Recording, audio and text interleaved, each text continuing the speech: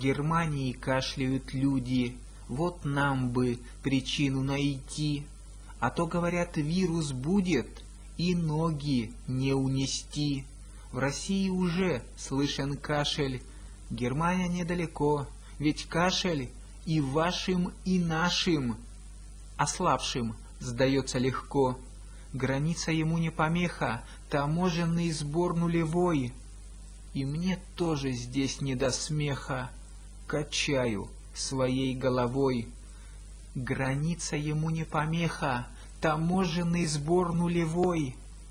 И мне тоже здесь не до смеха, качаю своей головой.